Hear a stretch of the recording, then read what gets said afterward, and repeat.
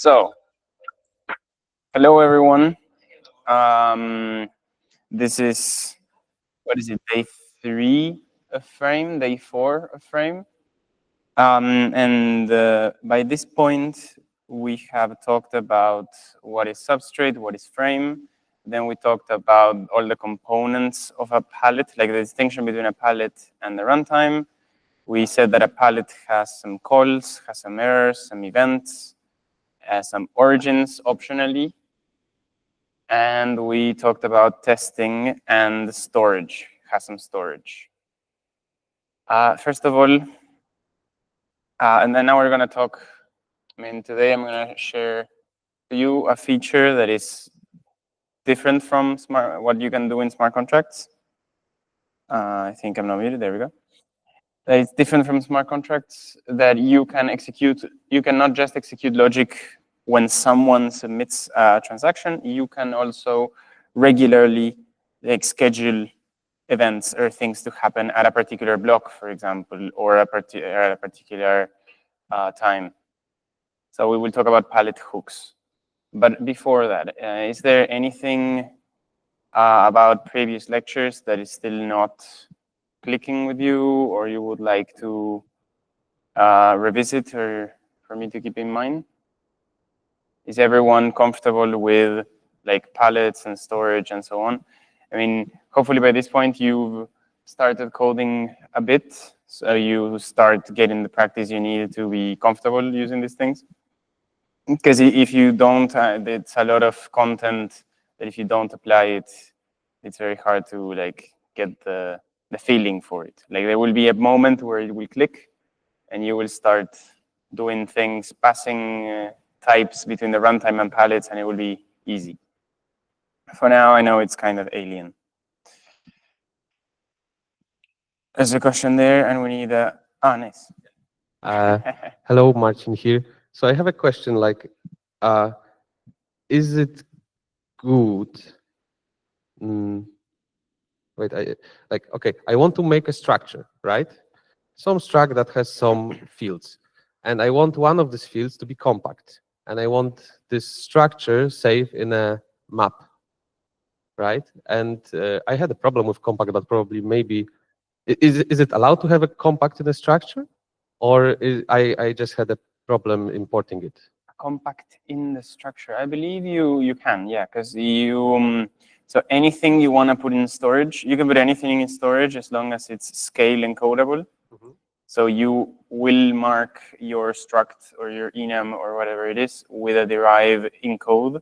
And once you do that, the macro allows you to specify the codec, like some codec options for each field. So you should be able to do like compact. Okay, and you do that codec by compact, maybe. hash and square bracket and codec and parentheses, yeah. Parentheses and compact. Yeah, you should be able, I think it should be codec compact, because everything is a codec. For example, if you want to specify that something has to be in a particular index, you put codec index 1 or index 2 or whatever. Okay.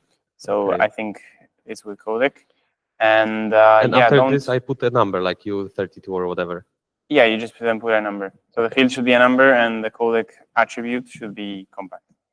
And yeah, don't be afraid to store more than just the primitive types on storage.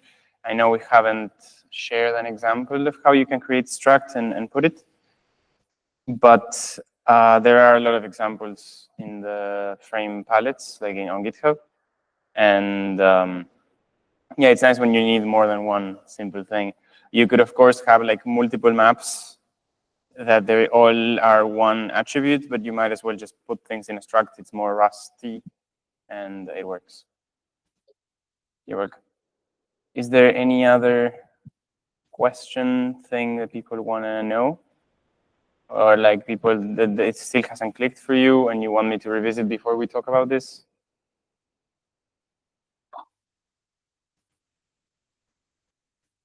Okay. If not, then I will start talking about hooks. And then, of course, you can make questions whenever you want. And I'll be sure to answer them. Okay, so we've spoken about what a palette has. One of the things that it can have, which is optional, like Some things are not mandatory, but what you will use most of the time, which is like the pallet calls, the events, the errors, and the storage. Those are basically the ones that you use the most. Then optionally, your pallet can define some origins, as we already seen, and it can define some hooks. So it doesn't need to define hooks. It's just a functionality that some of you might want to use, for example, to automatically schedule like reporting the new validator set when an epoch changes on your DPoS assignment. So it's a very nice tool to know. It does come with its caveats and way of using them. So we will talk about all of them. We have like a lot of on-chain hooks, which is what you would expect. So the term hook is pretty common in like programming in general, also known as like a lifecycle hook. When you create something, usually apps let you do something when you create something, when you delete something, or like when you update it, for example. I know in React, you have this lifecycle hooks, and in every like front-end framework, you have like lifecycle hooks. Here, it's kind of similar. So, and they could also be thought of as the lifecycle hooks, but they're based on the block. So basically, we can do stuff before the block, which would be this onInitialize. So whenever we initialize a block, and this onInitialize will take the block number. Then we have onPoll, which is also at the start of the block, but it's non-mandatory. So basically, we will talk about all of them in turn, but just to give you a little overview, onInitialize and onPoll happen at the start of a block. OnIdle and onFinalize happen at the end of a block. The difference between them is that onInitialize and onFinalize are kind of like mandatory. So if you need your protocol to have something that will be enforced, you use those. But you need to be careful because it will be called all the time. So you might be wasting a lot of resources if you like do everything on initialize. And then onPoll and onIdle are the same thing, but kind of lax. It's like, hey, if your block is kind of empty, please do this little bit of cleanup, right? So you shouldn't use them to rely on like a security feature that you need that it's done, because you are not you're not sure whether or not it will get executed on a particular block. So those are basically the things. So you have things that happen before the block. After the block, you have this distinction between a mandatory hook and an optional one. And then there's this on-runtime upgrade, which, as we've seen, we have forkless upgrades. So you can post a new WASM blob. You can upgrade your chain. And then we have a hook that happens right after the runtime upgrade. And this is usually used for storage migrations. Like, sure, you might update your chain, upgrade your chain, you change the code. But if your database is in a weird state, if you don't change your database at all, it will be in a weird state with regards to the new code. What if you change a type on your storage? So on-runtime upgrade is usually used for storage migrations, but it can be used for anything you want that you need to check right after you upgrade your code. For migrations, we will have a lecture later. And now we have a really nice multi-block migration framework, because on-runtime upgrade can only fit into a block. But now we have a multi-block migration framework, which lets you, like, if your migration is very, very huge, like in moving everything from one map to another, as we mentioned, iterating through a whole map is very expensive. You shouldn't iterate indefinitely. You should like split it into bits. And with multi-block migrations, we can actually split it into bits block by block. And we assign like a starting block, an end block, and we do the migration a little by little. Then those are the on-chain side of things. I think we have a few more. But then on the off-chain side, these are basically things that are not happening on your chain all the time or automatically. These are just some helpers for testing or just development in general. So we will talk about all of this in turn, but Genesis build is something that happens on Genesis, like when your chain is started. Off-chain worker is a source of confusion mostly, but we will talk about what it is and what it isn't. But as the name implies, it's totally off-chain. So it has nothing to do with consensus. Then integrity test is just for testing, and tri-state is also for like integrity checks on a live state. Like for example, your chain might expose a tri-state hook, and then from off-chain applications, you can call that tri-state, and it should assert that the state is fine. For example, that the state hasn't been altered in a way where now it's inconsistent. I think you have a question, yeah?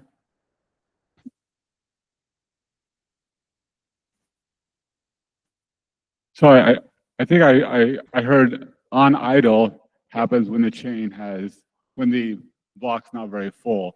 But I didn't catch what on poll does. Yeah, so on poll is kind of like the same thing, but before the block. So at the start of the block. Before what? At the start of a block.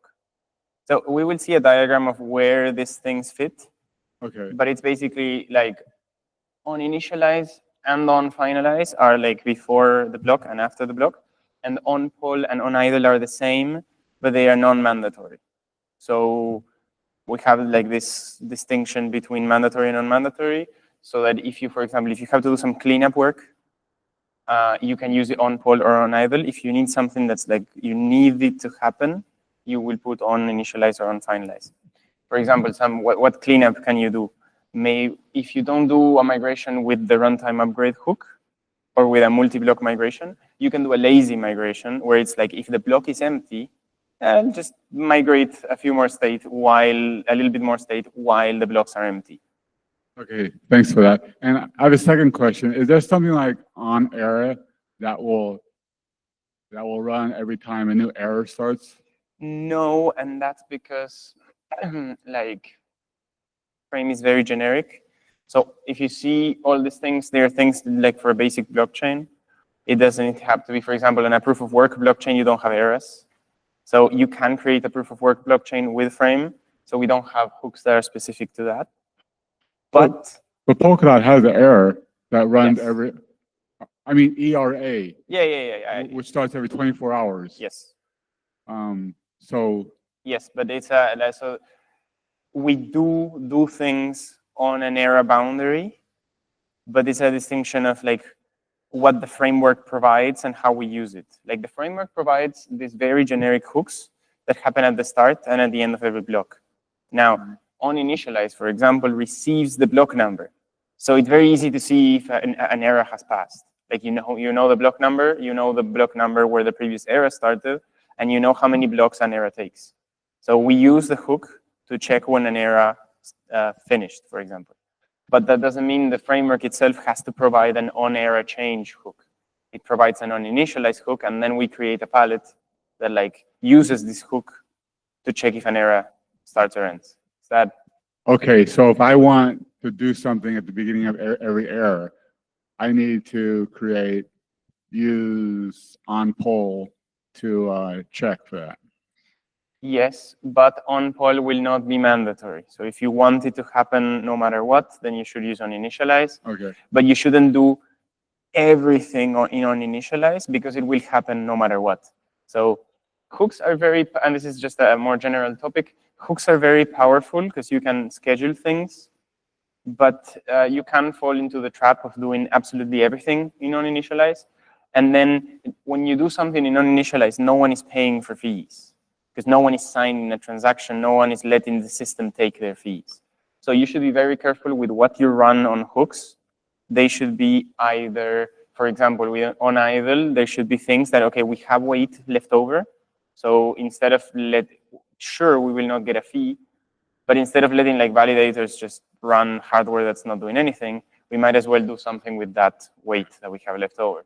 But in on-initialize, you want to make sure you run only the necessary bits. Because if you do all the logic of your blockchain in on-initialize, then yeah, it will be very easily DOSable. It will basically DOS itself, right? Like every block, it will do something, and it will just be stuck always, doing a lot of work. So if I can ask one more question. So let's say I want to do something that is kind of a long-running operation, right? I want to iterate over an entire storage map. Yeah. And so I might use on poll or on idle. But will that last only one block? Or if my operation takes 3 blocks, will it still complete? Yeah, so on that, these hooks are like on a per block basis. So in that case, if you want it to last for multiple blocks, you will add some storage. You do something on one block and then save the storage. Then you do something on the next block, you get from storage, you do something and you save the storage. Yeah. Or off-chain worker. Or off-chain worker could be a thing as well.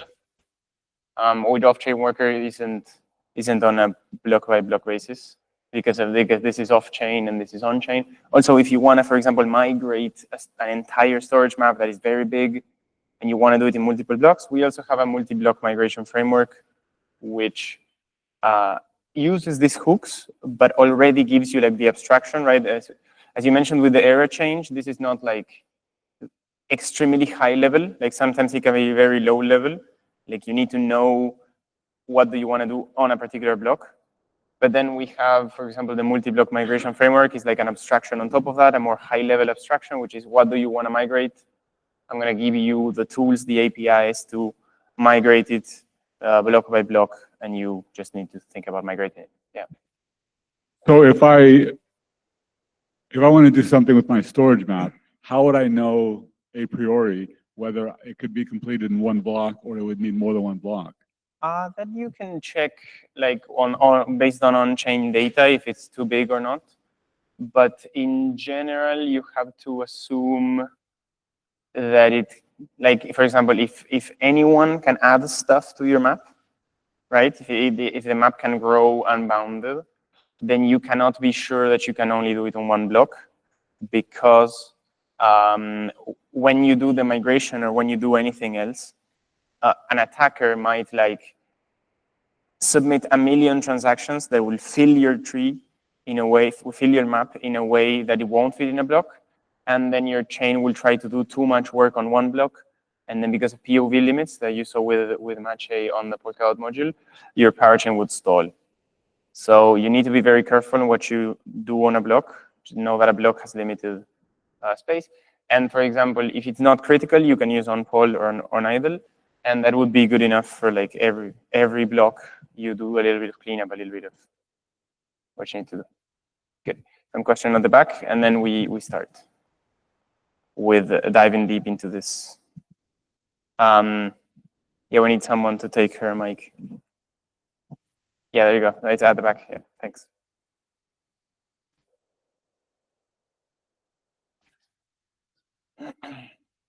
So I'm stopping myself on this slide, which is just start, so you can get a feel for the overview. After this question, we'll dive deep, and hopefully all more questions will be answered before you ask. Okay. I have like a couple of questions. The first one is related to these are the hooks provided by the framework itself. Is there what? These hooks are provided by the frame itself. Correct. But I have the ability or the I can like do my own custom hook. You cannot, but you can, for example, do. I wonder if you can do some sort of abstraction in a nice way. Call it like on error change, and that uses on initialize under the hood. I'm not sure you can like wrap it up in a nice API and so on. But yes, you use this to build like higher level abstractions. Yeah. Okay, if you can elaborate a bit about I'm assuming there is a computational cost to run this kind of operation, and what are the difference in terms of cost between the on-chain and off-chain? And with off-chain, who's paying? Because like on-chain, you can aggregate from the fees wherever. Like for the off-chain, who's paying for the computational cost? So actually on the on-chain, no one is paying either, because these are things that the system does. So you should think of them not as like something that you can use freely, but as something that the system needs to happen no matter what. Or the system, like if there's some extra space on a block, it can do. But it's not something that anyone pays for, so you shouldn't abuse it. So if there's a way to do something, getting someone to pay for it, so if someone is incentivized to do something, you should let them pay for it. If no one is incentivized to do something that is really critical for your application to work, then you go for hooks. That's kind of the idea.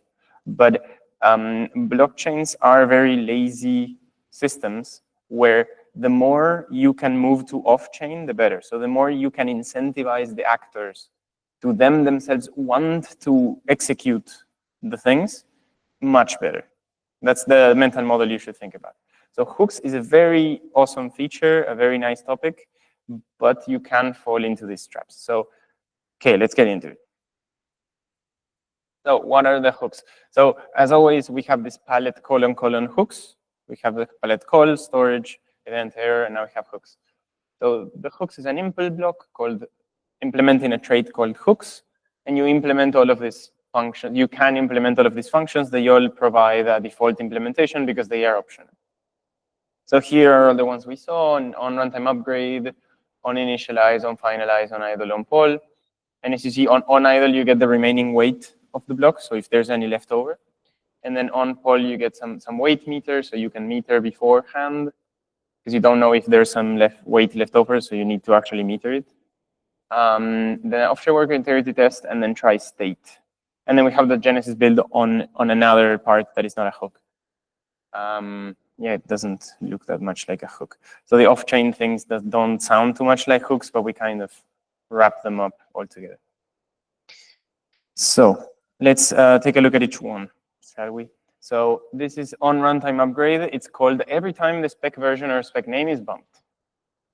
So we have we mentioned briefly before that we have a runtime version struct that allows you to put a name to your runtime and a number, and that will appear in the metadata, and that will be used by off-chain applications to know whether this is like runtime version 1 or runtime version 2, so that they can check, like, is this call still valid? Usually you bump this when you make some changes, so the app should know the versions, and they could even do diffs between different versions. It's very important that every time you do a runtime upgrade, every time you upgrade your runtime, you bump the version. Of course, you can also bump the name if you're, I don't know, doing a rebranding or whatever. Of course, keep in mind that this will affect off-chain applications, but that's what happens when you upgrade things. Why might be you interested in implementing this? I already alluded to this. You can do a migration. You can also use it for other things, whatever is needed when you upgrade the runtime. Okay, so state migration, there will be a dedicated lecture for it.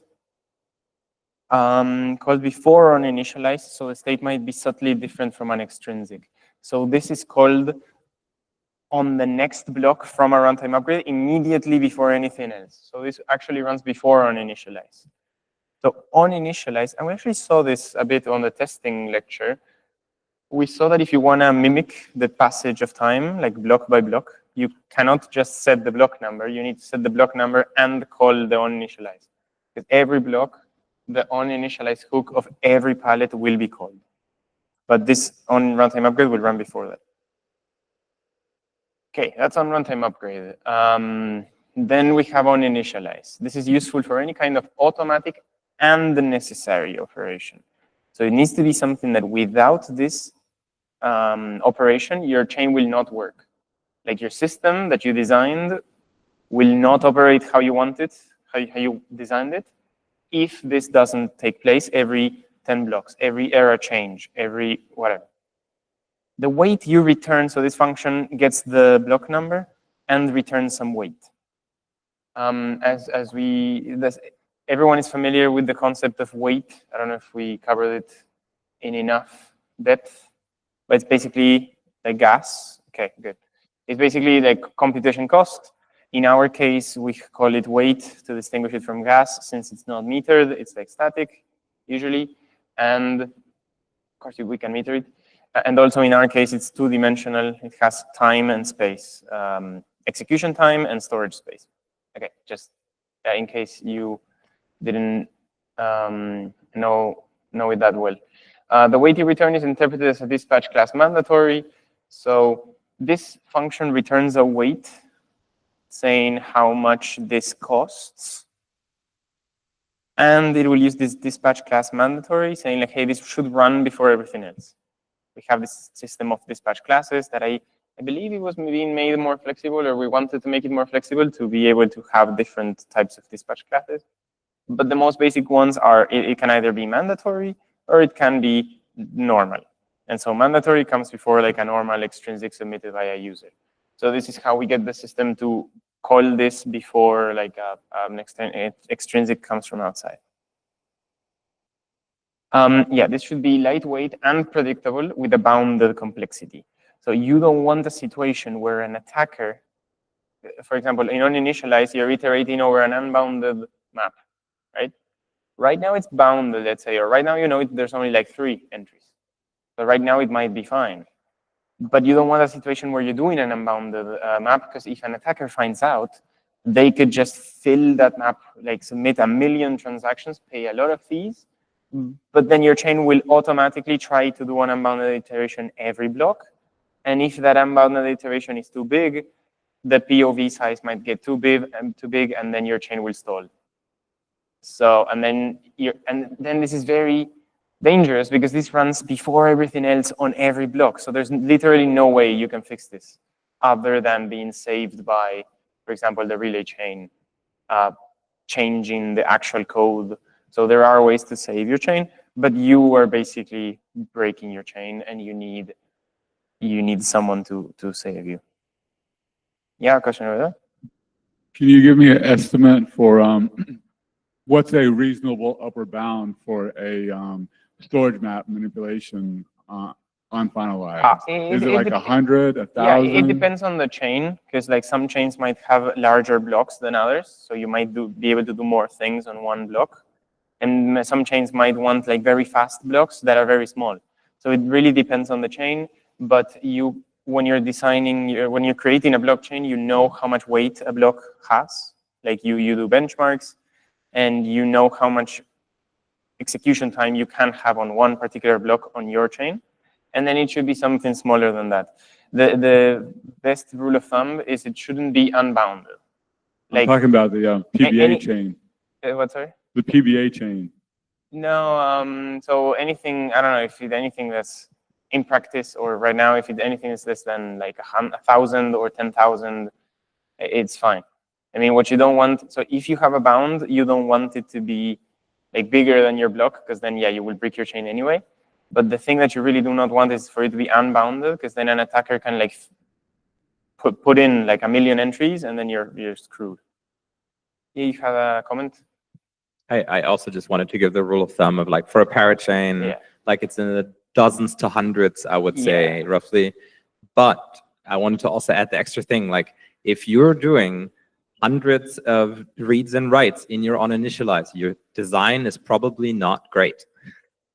Like this maybe you cannot get around it, once per era, because you have some, something crucial for the chain needs to happen. There can be exceptions. So if you write a good explanation for why you think it's necessary, sure, but be very cautious to do it. Like it's doing it every block is definitely bad design. Yeah, maybe it's not every block, but it's at the end of an era. But same, like if you're doing more work that can fit in a block, then you will break your chain. And that's because of how the POV size works. So there's a strict POV size limit, because we need the ELV's system needs the parachain to send the POV to the relay chain to validate. And if that POV is too big, the relay chain validators will be like, nah, I'm not working on this. Yeah, comment on the back. One more caveat. This is all very true for parachains, which is why you need to keep it in mind. If you have a sovereign chain, this is a bit softer. Yeah. It turns from breaking your chain into slowing it down significantly. So it's still an issue because it reduces the availability of your chain. It can make it unusable, but it's a bit of a softer. Yeah, true. So this is very dangerous if you have a parachain. But if you just have a solo chain, like you use Substrate to build your own chain, then this will just, for example, on each era you do a lot of work. Well, maybe you have 6-second block times, but at the end of an era, you have a 30-second block. And yeah, that might make your thing unusable, but it's better than breaking it and needing someone to fix it. Yeah. Yeah, sorry for asking so many questions. All right, so just as a concrete example, let's say you were running wanted to create a product similar to Aave, right? And you had like 5,000 people, and you wanted to pay them interest every block. What would be the most efficient way to do that? Or would it even be possible? Yeah, so that's where I mentioned, like, if you have actors that are already incentivized to get something done, you should let them pay pay the fees for it and like show the chain that they want this action to happen. You shouldn't do it for themselves. Like there are a lot of things that you could do in uninitialize if you don't click, if it doesn't click. Like this model of blockchains has very resource scarce systems that are very lazy. So if that doesn't click for you, you might be tempted to grab uninitialize and like do everything every block. But then you're wasting a lot of computation space and no one is paying for it. So you're not very Sybil resistant. In the case of like you have users and you want to give an interest to users, that's unbounded. So you're bound to break your chain, because at some point there will be so many users that your chain will every block have to do a lot of computation, and your chain will start being unusable. What you want to do in that case is like let them pay for it. Like give them the interest, like stack up some interest, but then only when they submit an extrinsic they get it back. You know? Yeah, that makes sense. But wouldn't you still have to update the storage map with the current value of their interest? Because when they log on to the dApp, they want to see what their balance is. Yeah, but you can, so there are other ways you can do that. You can have everyone like call it every time. Like you can find the right actor that's incentivized to put this. You could have off-chain apps automatically submit this every day. Like it's much better for an off-chain app to call and to send an extrinsic every day than for your chain to execute it automatically every day, right? Like the app can definitely just like submit an extrinsic every day. That's another thing you can do. Are we going to see an example of an off-chain app submitting an like an example? Well, I don't know, but that's the thing you can do. The thing is usually apps you need to sign and so on. Another thing you can do for interest is that there's a formula for interest. So just store the initial value, and then at any point when he wants the balance, you just use the formula to give him the balance that he will have when he calls it, for example. Like there are many things you can do. It depends on the use case, like or on your trade-offs. But the important thing is you don't like who is paying for this. Like if there's someone that's incentivized to get this done, then they should pay for it, because else you're just like gifting away computational resources, and that is a bad route to take. Yeah. Just for the design, like there is a blockchain app like those that do accumulations of DeFi interest, so they take the interest and they reinvest it in the pool. To like, there was a few of them that like they had this button that's like that users could click to calculate the interest, and then in turn you get a payment, and then because that's how they incentivize the user action. What I'm thinking for the map for like the on-chain part would be maybe it's it looks for that user click and then it decides to update the storage maps because the users paid for the would that be the part we put on-chain as opposed to the off-chain part? So the hook would look to see if someone has actually activated the action. So they paid the guy, and then it actually does the updates on the maps because that. Yeah, so you don't need to use an uninitialized hook to check if someone did the action. If the user did the action, then it should have already been done. Like, so think about it. So some of you are like know about smart contracts, right? And in smart contracts, you don't have hooks, and things like Aave work. So just think about how that works. And here we're just telling you, you have hooks. They're not like a silver bullet, and you should abuse them, right? You should use them, but not abuse them. So for example, in smart contracts, you don't have hooks, and these things still work. This here, you have hooks for things like, for example, staking systems that need to do something mandatory on each error change. You can do all sorts of other things. For example, for interest, you could also use if you want on idle, like if there's some leftover weight, you could actually do something with it. It all depends to you. The important thing is thinking about attack scenarios. Like, can someone DOS my chain because I'm allowing for free execution? As the people doing free transaction will know or should know, making stuff free is nice, but then you're not Sybil resistant. Like someone can just send you 1 million transactions. There has to be a way why you are resistant to those types of attacks. Okay, so this is how it looks actually. So, oh, there you go. So if you don't do this, if you do uninitialize and you iterate for a map, then you will probably break your parachain, or you will probably make your solo chain blocks bigger and bigger and bigger until it's unusable. Why? Because a user can notice this and just send a million entries, and then you will just do free execution forever. It's basically like a while loop if it's unbounded. Like I could send it a million entries, 10 million entries, and at some point it will either break or be unusable because it will always be doing this. And on initialize happens mandatorily every block, so it's very hard if you're forcing your chain to do something every single block, and it's a lot of work, and it's like useless work, right? There are better ways of doing that. Okay, but now more, so those are more of the like the practical, how do you use it? Now, like how does it actually work? So if you have 3 pallets, in which order are their uninitialized hooks called? Because yeah, sure, the runtime is one thing, but we separate everything in multiple pallets, and we will call the uninitialize on a pallet per pallet basis on which order is it. Okay, if your runtime panics in uninitialize, how can you recover from it? If your uninitialize consumes more than the maximum block weight, these are just questions that we can discuss now. You have a question? Nice, sure. Answer the first one. Let me go back a bit. So for the first one, hi Marcin here. I believe it's by pallet ID, right? All the pallets has their own unique ID, and this is how they will be running their do initialize. Yes, with a small caveat that with the old construct runtime macro, the order of uninitialize is based on the actual code line order of your pallets, which is absolutely ridiculous.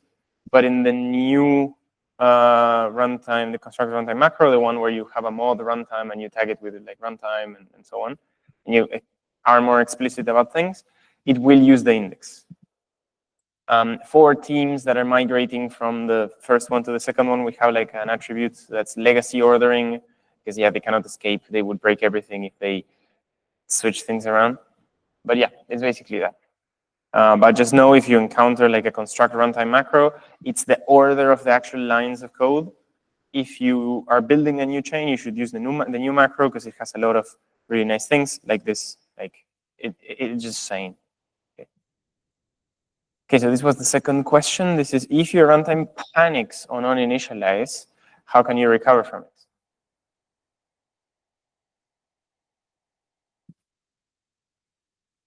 Give you a few moments to think about it.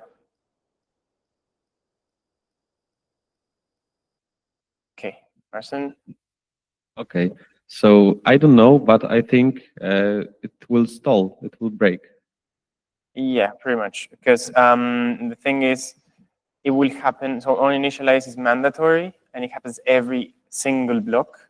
So every single block, your chain will like try to execute the block and then panic and then crash. And then it will try to execute it again, and then it will crash and so on. So it will just be stuck crashing, and you need someone to save it. Yeah? Yeah, I just want to add a hard fork. Yeah, so you can hard fork. So the runtime itself is kind of screwed, but you can like always do a hard fork to fix it, or you can actually change the runtime with the on the relay chain, because every parachain, if you're a parachain, right, your WASM blob is registered on the parachain. You might be able to change that and tell the relay chain, no, this never happened, this block never happened, just point to the previous one, and then it will be fine. If you're a solo chain, you can always hard fork, yeah. So never panic in your calls, especially never panic in uninitialize. Good. And then this is, okay, what happens if your initialize consumes more than the maximum block weight? This I already mentioned a lot because it's one of the potential food guns of using uninitialize, which is if you're a parachain, your parachain will stall. If you're a solo chain, your blocks will become bigger and bigger, or they will be bigger. If you're doing like unbounded iteration, they will become bigger and bigger until eventually it's unusable. Okay, that's uninitialized. Very powerful, very dangerous, as Peter Parker's uncle said. Okay, so on Paul. Can I ask a question before going yeah, to sure. Paul? Yeah, Is it like about the previous one. uninitialized? I'm just wondering if there is kind of like best practices when we have this example, for the question one, we have more than one pallet. Yep. And each has their own hook on initialize. So just like, for example, like overlapping or stuff like this, is there any like best practices or security consideration when we are like developing our own hooks? Yeah, so I guess the only security considerations are that you should keep, so if one pallet's on initialize depends on the other, you should make sure that you never switch them around, because then everything will break. And then the biggest thing from a security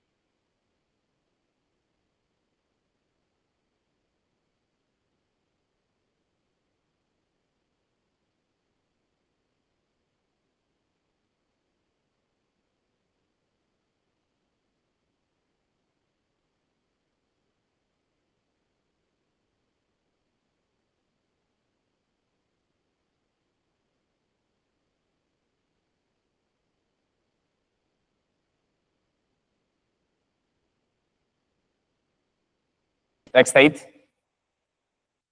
Yeah, so if, for example, all the previous on initialize can change state, and your on initialize can assume that that change state was changed.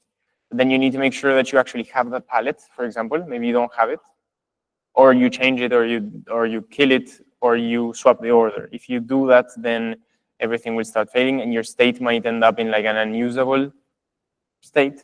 And then you need to do like a migration to clean up the state, for example. Yep. Nice, thanks. How does on initialize show up in like the, I'm just trying to think about it from the point of like we're applying the extrinsic from the block onto the state in the state transition function. Is like all of the hooks considered like an extrinsic, and would we see it in like a block ahead of time that each node knows that they have to do it? Yeah, so the block doesn't know they have to do it, and it's not an extrinsic, because the term extrinsic means it's coming from the outside world, and this is literally coming from the framework itself. Yeah.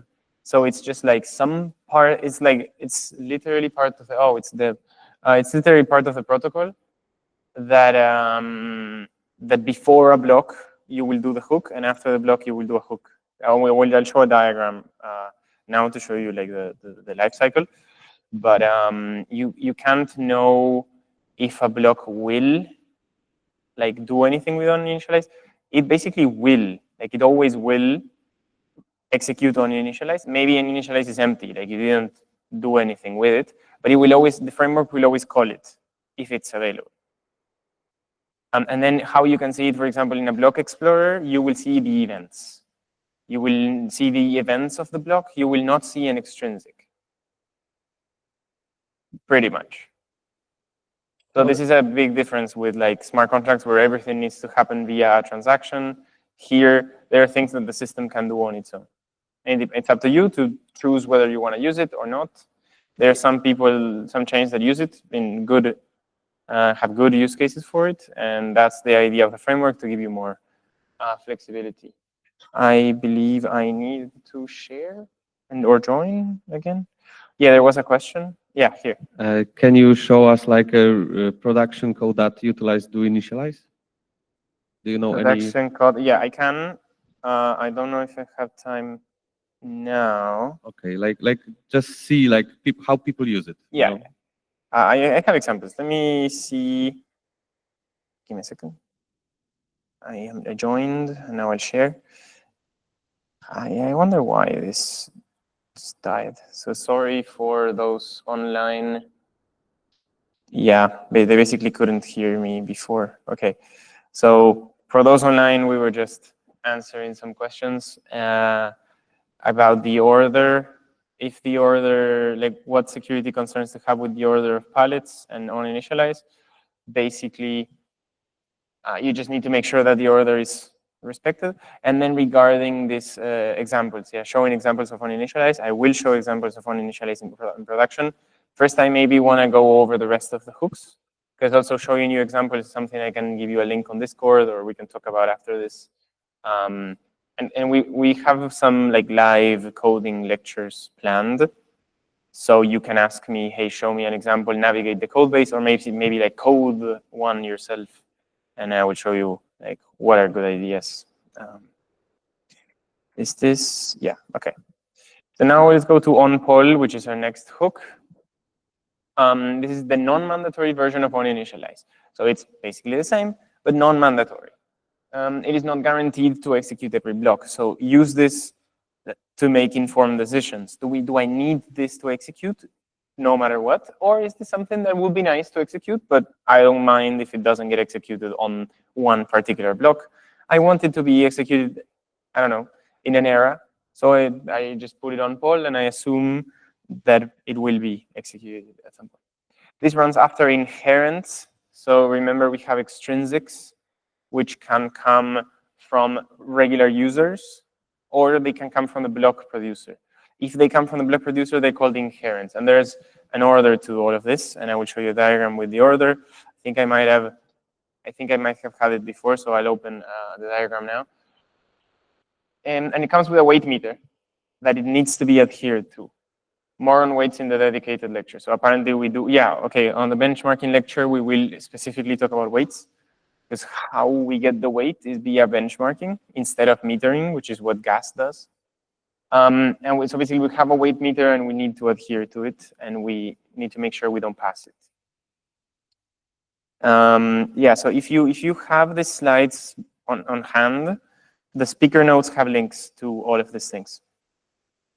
Then we have the onFinalize hook. Let me first show you the diagram, because I didn't show it to you, and I realize here. Does this work? Yeah. Okay, so if you have the slides on hand, you can look at this. If not, you can just open this up. It's paritytech.github.io/polkadot-SDK, and those are the Rust docs. And here you can see all of the hooks. You can click them, and it tells you like what they do. And I believe there's a diagram. Yeah, here we go. Let me try to zoom in a bit. Okay, so you have the optional on runtime upgrade. It's not optional in the sense that if you have it, it's optional. It's optional that you don't have to have every block a runtime upgrade. Then you have the onInitialize, which is mandatory. The extrinsics that are mandatory are the inherents, because they are put in by the block producer. It's part of the protocol. There has to be some reason why it's important to execute them, so you have the inherents. Then you have poll. Then you have the actual extrinsics. This is, I think, an inherent is a type of extrinsic. So these are like the extrinsics that are not inherents. Then you have onFinalize, which is mandatory, and then you have onIdle.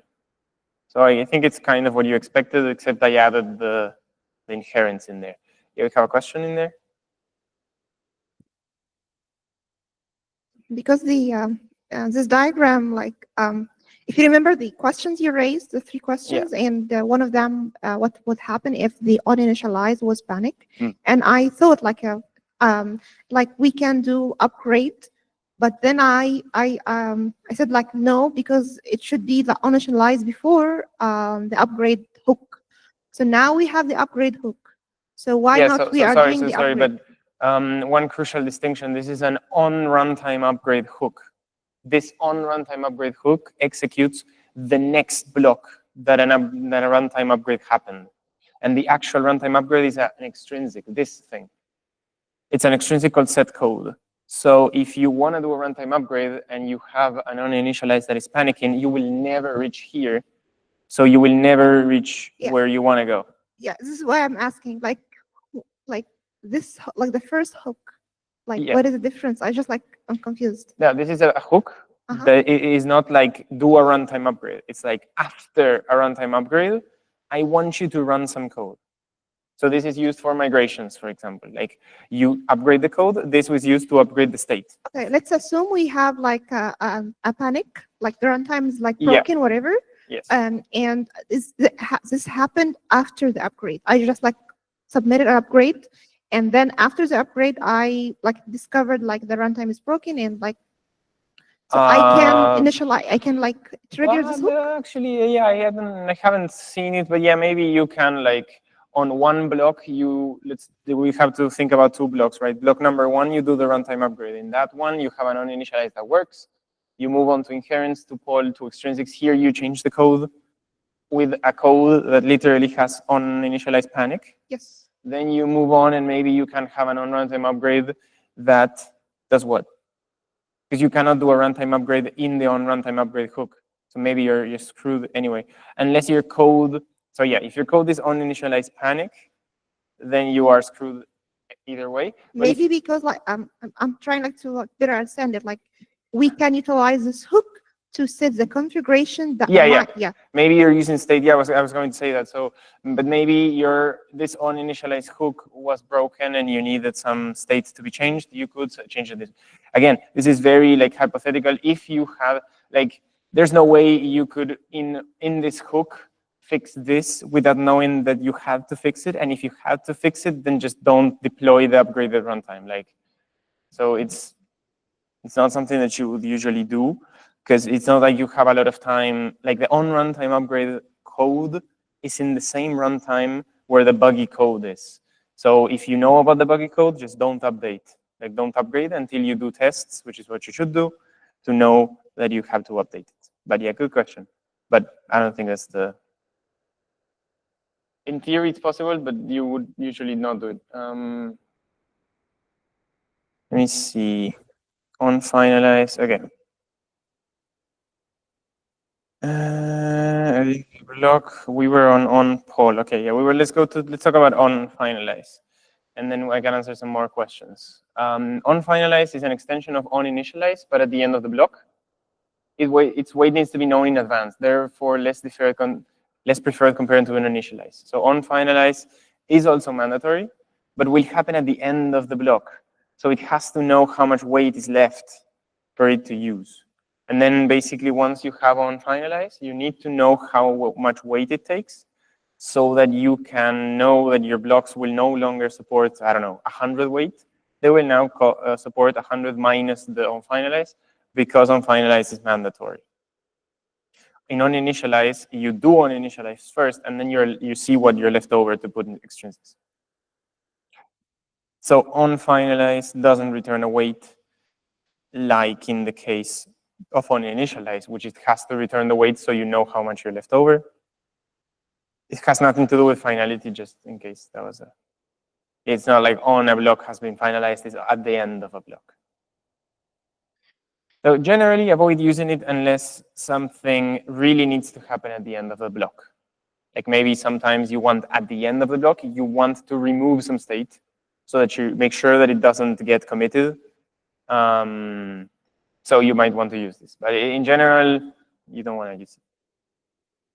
So yes, sometimes rather than thinking at the end of block n, consider writing code at the beginning of block n+1, and it's much nicer because at the beginning of block n+1, you can use however weight you want, and then the leftover is for extrinsics. If not, you need to really know the weight of the on finalize. On idle is an optional variant of on initialize. It's also executed under the block, but it uses the leftover weight. So this is much better because you don't need to think about like how much weight it costs. It's a small semantic difference. It executes pallets hooks randomly rather than in construct runtime order, and only if there's weight left. So you cannot rely on this for for things that you need to do no matter what. But it's nice for like cleanups, lazy migrations, just something that is a nice to have, right? Like if you don't have it, your brain doesn't break. If it's nice to have and your blocks are empty anyway, you might as well do something with them, right? Okay, so in the future is moving away from mandatory hooks as much as possible. So before we only had initialize and finalize, and we figured out people were using them for things that they shouldn't be used, that they're not mandatory. So that's why we have on idle, for example, but we didn't have on poll. So on poll was introduced later.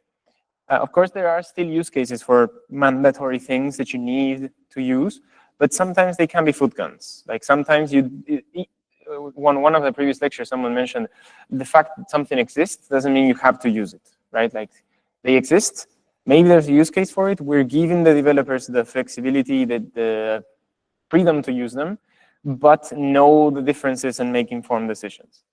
So we also have new primitives for multi-block migrations, which was something that like people did in on-runtime upgrade because it was the hook that we provided to them. But then the migration is so big that it doesn't fit into a block, so people were breaking their chains, or they just couldn't migrate at all.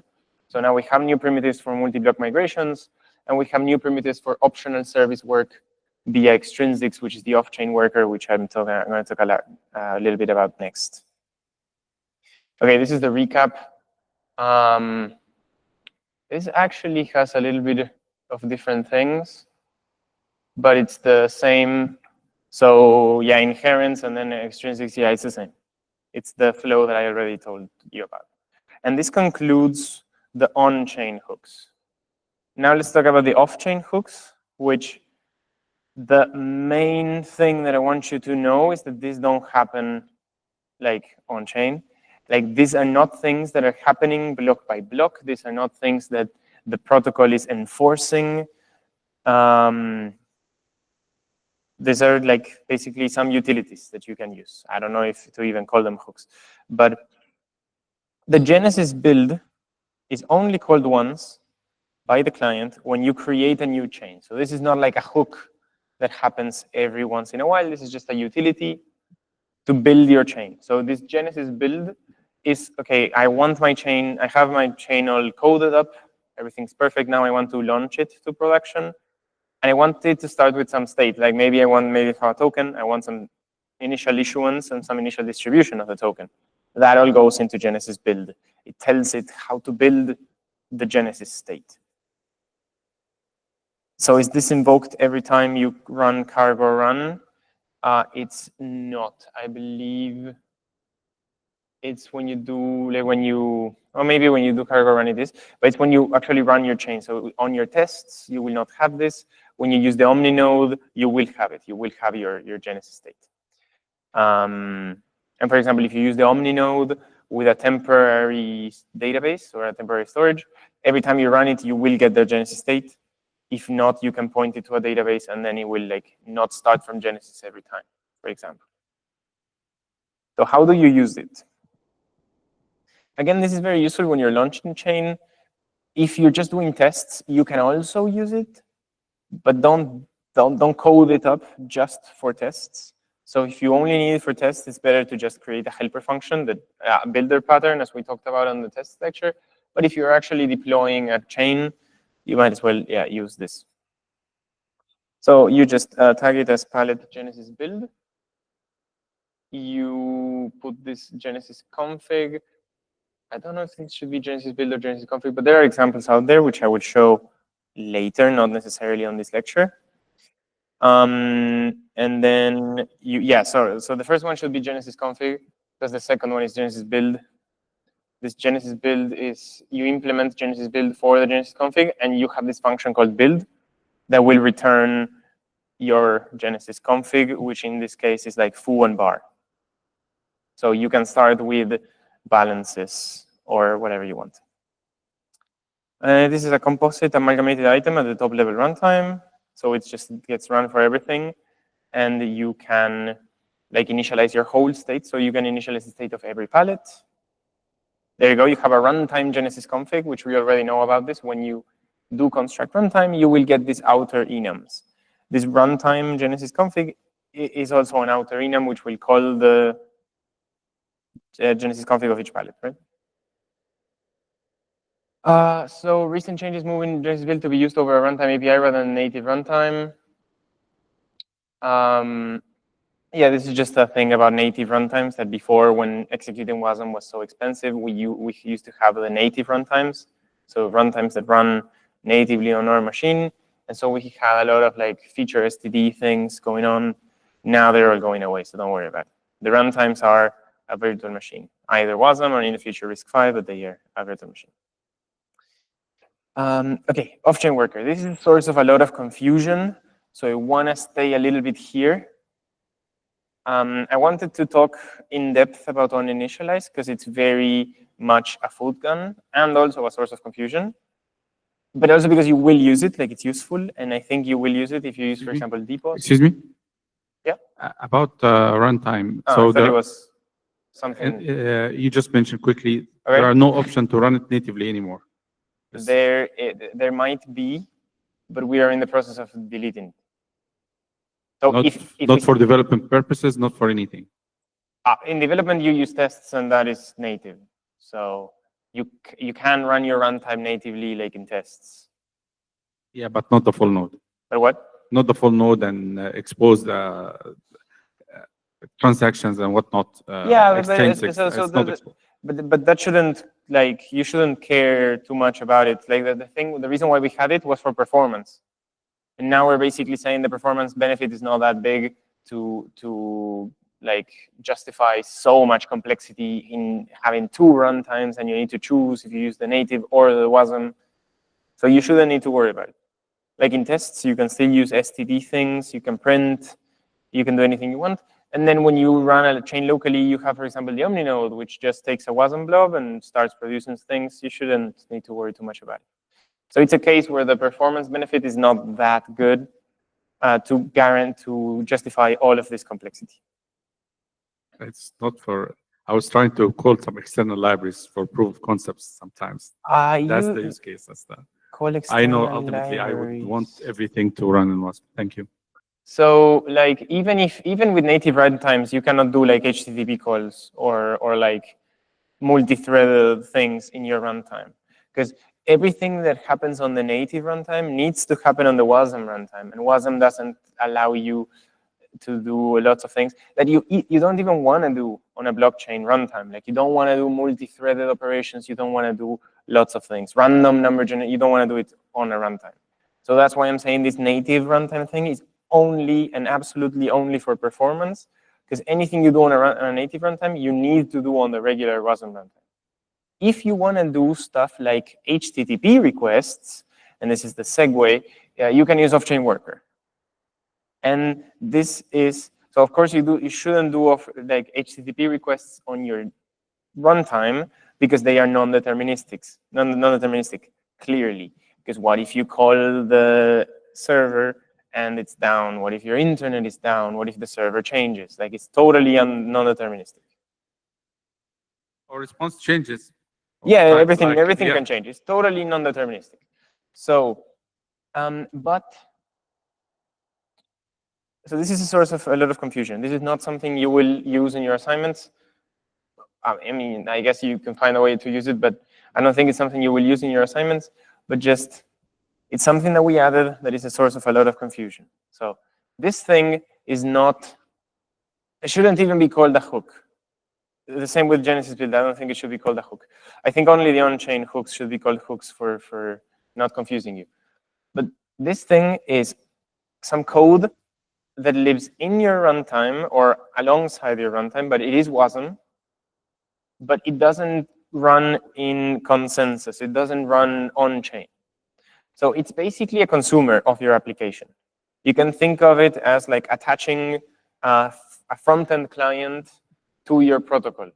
So when you code up on off-chain worker, you're saying, okay, my application will have this code already in there. Like it will already be in the WASM, right? But this thing, this off-chain worker, everything you code inside an off-chain worker is basically an off-chain application. It's exactly the same as if you wrote a front end yourself. The only thing you're doing is giving the code to everyone to tell them, hey, this is like what you can use, but they can definitely mimic this code off-chain themselves and not need your off-chain worker at all, right? So the reason why we added this was not to add a new functionalities, it was to make some functionalities easier to use. So let's say you have a DeFi chain and you want an oracle. It's someone that fetches stuff. It's a simple oracle. It's like you want the price of things. So you do HTTP requests to like CoinGecko or CoinMarketCap, and you get the price. Then you maybe average it, and then you post something on chain. Right? This is a totally off-chain process. You gather things off-chain, and then you post them on chain. This could either be an off-chain library, or it could be an off-chain worker. It's the same thing. It doesn't run anything on-chain. So the off-chain worker has the ability to post things on chain. It has the same ability as an off-chain client to submit extrinsics, pretty much. So that's all it is. So in your off-chain worker, you can read chain state via RPC. No, sorry, in a fully off-chain application, you can read chain state via RPC, and you can submit desired side effects back to the chain as transactions. This is like an off-chain application where you use PAPI or SubXT or whatever. In an off-chain worker, the code lives on chain. So the code itself lives on chain. And it's upgradable only in synchrony with the whole runtime. So when you do a runtime upgrade, you upgrade the worker as well. But it's ergonomic and fast state access. Like it can access state without an RPC because it's part of the actual runtime. But its state rights are ignored. So it's not part of the runtime.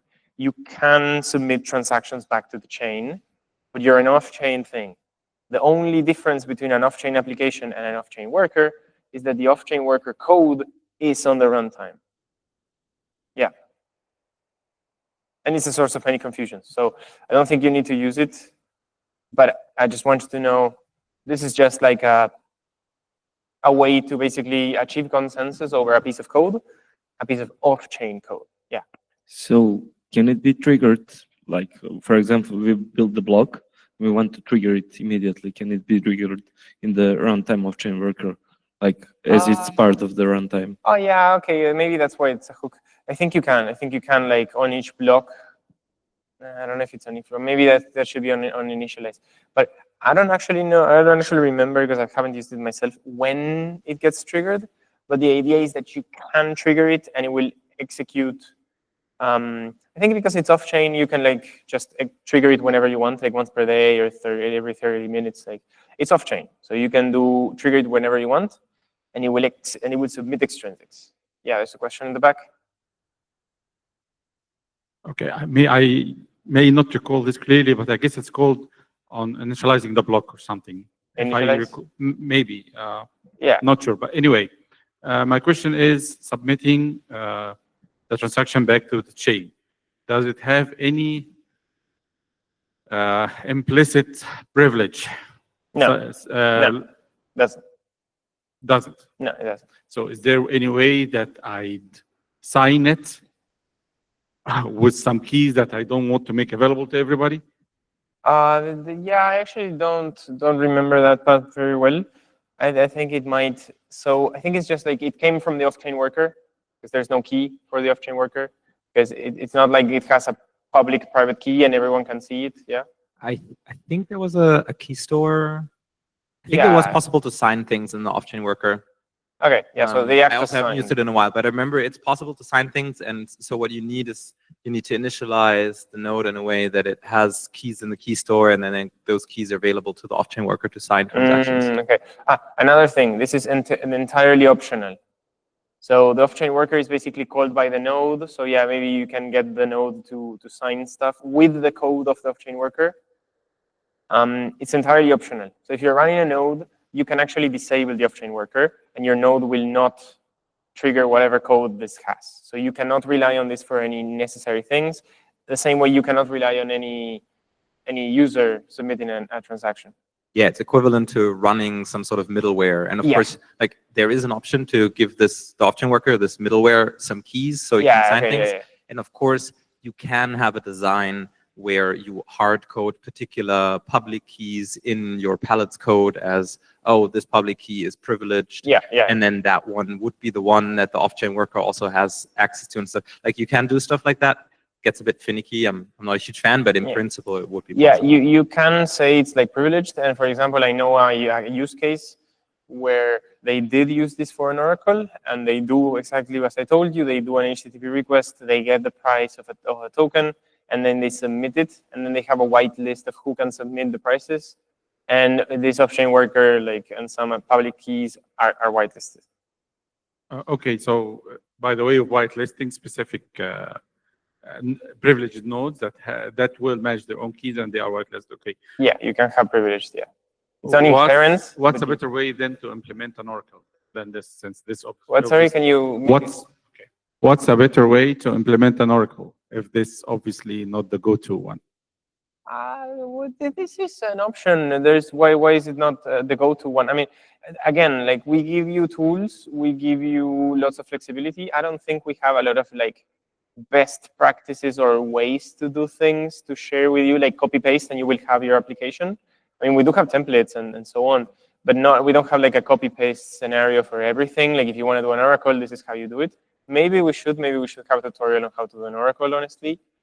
But you can definitely do an Oracle with an off-chain worker. Okay, but if I'm, for example, for this approach of whitelisting specific nodes, I might as well just run my code, I don't know, in a Python application and then sure, as well. Yeah, sure. Sure. But like, that's not a question of like, how do I do an Oracle? That's a question of why would I even use this ever in the first place? And why would you use this? I mean, I'm not telling you have to use it. So again, this exists because there was a reason at some point, but you don't need to use it. Okay, yeah? Comment? Yeah, so what you said about running as a Python application, that is exactly what off-chain worker is. Yeah. I think that's the best way to understand it, is that off-chain worker is nothing special more than a Python application on the side. The difference is that this off-chain worker is included in your runtime WASM. Yeah. So it's like, no. It's that when I do a runtime upgrade, it's like all the guys who are running this off-chain worker automatically get the update too. Like my runtime changes, maybe the off-chain worker behavior should change. All of a sudden, all these guys break because my Python app doesn't match my thing. So here is just we package it for you in the run WASM, but it does not act anything different than just running a Python application. It does not provide any blockchain insight, does not provide any consensus, does not provide anything special. It's just, hey, we packaged this extra code along with your runtime. Yeah, package this client code with your runtime. Yeah, so that's the thing. So why would you ever want to use this ever? You can just use a regular off-chain application. The only difference is that the code lives on-chain. So it's upgradable in synchrony with the whole runtime. So if you, like, sure, anyone can write a Python application, but you just give this to them. If they're running a full node, they can run it with a flag that says, okay, execute the off-chain worker. And then they don't need to care about upgrades and so on. Like you can have these guys be in full synchrony. And then Can I to have finish with question this. here? Sorry, like I want to make sure I got it correctly. So when we are packaging our runtime where we have the off-chain worker, are we also including the logic which will be executed off-chain? So that So the off-chain worker is the logic that will be executed off-chain. Okay. But it's a logic that will be executed on-chain, off-chain, if by a full node, if the full node like uses this flag. So these are flag. It's entirely up to the full node to execute this. Has an entirely separate thread pulled on the normal execution, and you use like a flag off-chain worker, and you can enable it or not. And you can even enable it when you're a validator. So you can have a system where validators need to run this, or they get some benefits. So usually, because this is off-chain code, you're not guaranteed people will run it. So if you want people to run it, you should build your own incentive scheme or some reason why they might want to run it. So if you build some sort of reward system or something, then they will run it. And then, yeah, okay, you have the native one, which I guess, I don't know if it's still available, but it's just a matter of performance. Okay, so threads can overlap. Each is reading state of corresponding block. So you can actually so state reads are very fast because you're right next to the state. So it's not like an entirely different application using an RPC. It's like part of the node. So instead of using an RPC, it just uses the runtime APIs directly. So there's a little benefit there. They have their special host functions. You can do HTTP. You can have dedicated storage, sort of like a local storage or a local database. You can get time. You have the same execution limits as WASM. So they're still WASM. So that's a disadvantage for like a regular application. They have a limited memory and a custom allocator. And it's a source of confusion why off-chain workers cannot write the state, because we teach them in the framework. But they're basically an off-chain application, just that it updates alongside your runtime. Okay, I hope that cleared any future source of confusions. It's not magic. An off-chain worker is not magic. It doesn't let you now do HTTP on a blockchain. It's just an off-chain application which you can pair up in your protocol and build some incentive scheme on top. Okay, now we have other things which instead of hooks are more like utilities. This integrity test. is something you can write on your palette and will assert stuff. Of course, you don't want to assert stuff on chain, because if the assertion fails, it will panic. You can, of course, like, I guess, assert things that would never fail, but probably you don't want that code on production if you're doing defensive programming, because you don't want it to break. When you create this hook, which is like this, just it is a function which asserts things and has access to your config and so on, just like a regular test. It will automatically generate this construct runtime integrity test, runtime integrity tests test, which is just a way to check that your configuration is right. Basically for checking configuration, like you create a palette and you make it very configurable. But then you add an integrity test to the palette itself that says, hey, if my configuration is greater than 0, then you throw an error. So then you do create the palette, but you know that this configuration type cannot be like more than 0. So you give it to people, and then people, when they try to configure their runtime, it will break in compilation if they have the wrong configuration. So it's just a way for you to make sure they have the right configuration. That's it. Nothing more, nothing less. And then we have try-state, which is kind of like if integrity test was to ensure correctness of the configuration items. This is to ensure correctness of your STF after each transition. So try-state is kind of like a runtime API, like an RPC call that you expose.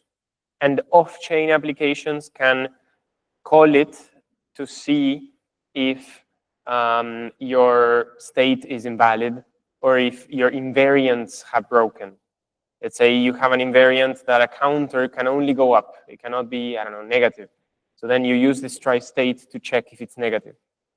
And you call this through an off-chain application to ensure like a sanity check constantly. And if your sanity check doesn't work, you might as well like upgrade the runtime or something. This is also used a lot in migrations. Like you have a test runtime and you do try-state on your test runtime. So this actually doesn't get compiled on the live runtime because you don't need to. So it uses conditional compilation. So this will not be compiled into your live runtime.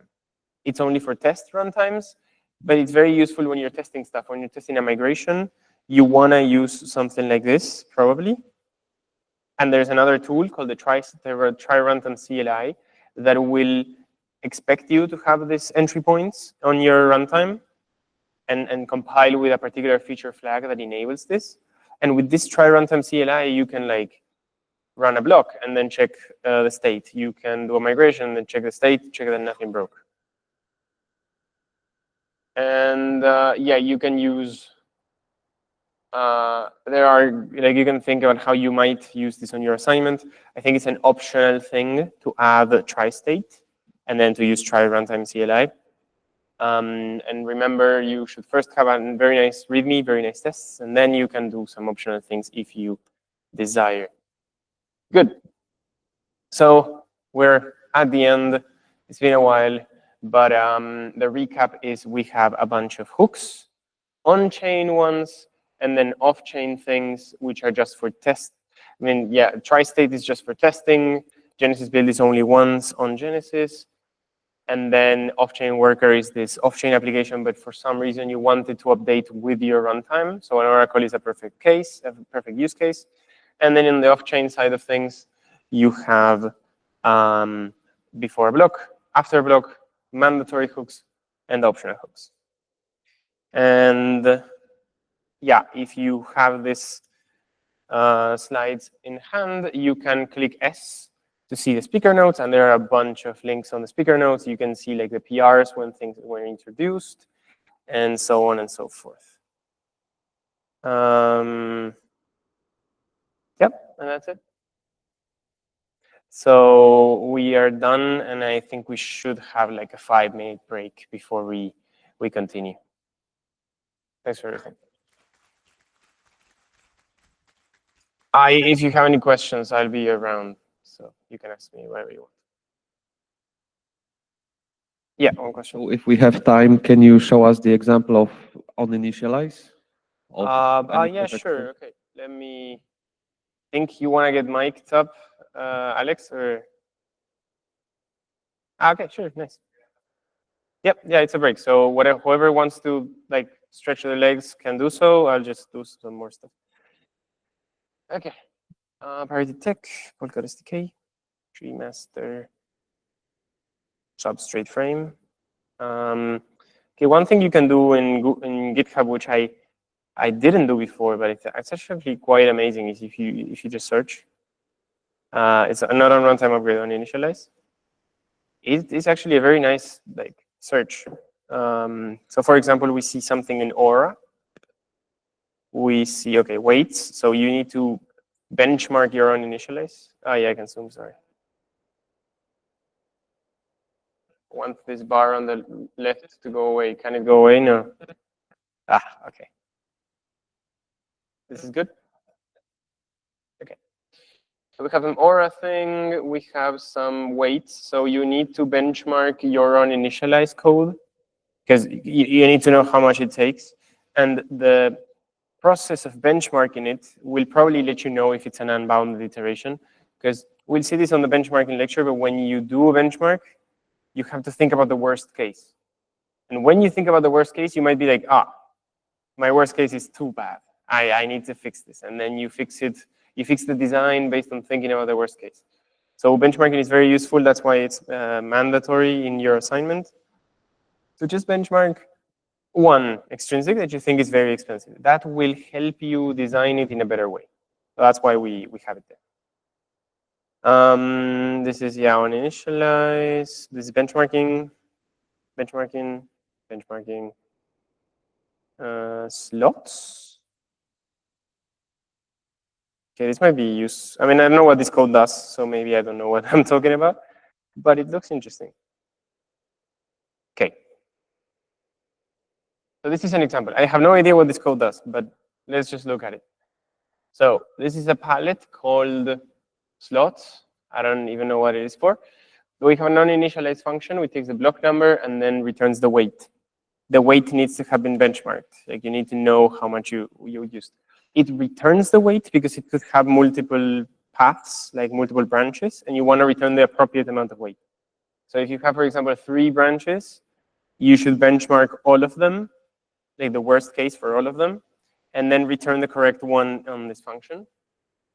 So here you see if let sum, and you get the least period index.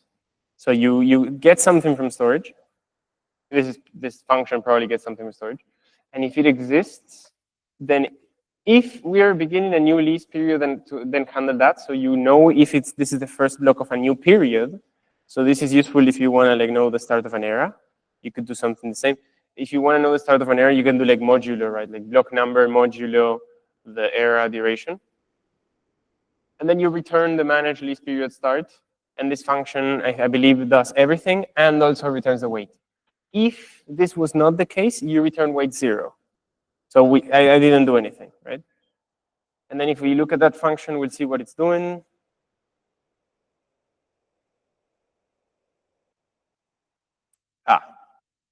I didn't want this. I wanted the actual function. Yes. Okay. So yeah, this is like, so usually you would use an initialize for like a new period is starting, right? And you would do the minimum that you need to do to set up that new period. So here a new least period is beginning. I think slots, yeah, this is for parachain slots, like for auctions. Because it is in Polkadot runtime, so this is on the relay chain runtime. The old one, this is no longer there. Now the actual runtime lives in the fellowship repo. So a new least period is beginning. We're at the start of the first block of it. We need to onboard and offboard parachains as needed, right? So this is something that you need your system to do.